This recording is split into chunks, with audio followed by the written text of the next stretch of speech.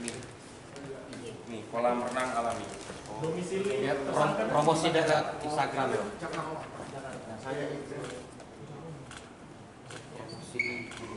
Kiri bang?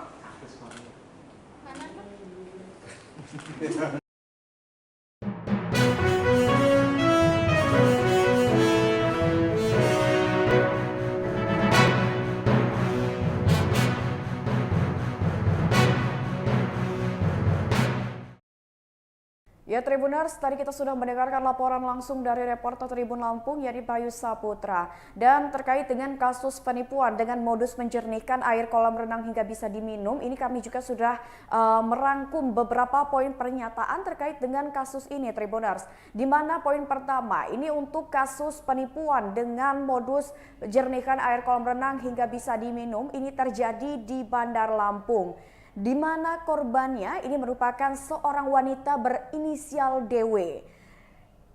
Awalnya DW ini melihat iklan yang ditampilkan oleh tersangka di media sosial Instagram, di mana tersangka menawarkan jasa pembuatan kolam renang dengan teknologi khusus, di mana teknologi khusus itu ternyata bisa menjernihkan air kolam renang hingga bisa diminum.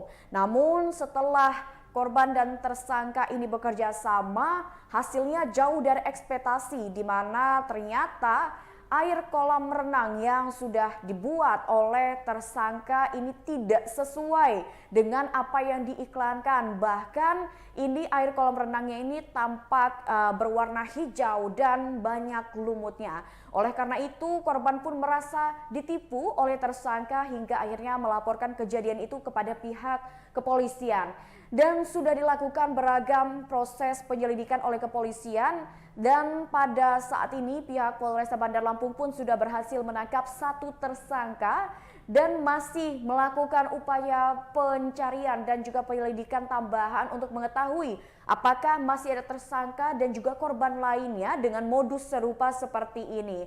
Nah Tribuners, tadi juga sudah dijelaskan oleh rekan Bayu bahwasannya untuk barang bukti yang sudah berhasil diamankan oleh pihak kepolisian sendiri, ini ada beberapa barang bukti seperti laptop, rekening koran dan juga beberapa alat bukti lainnya.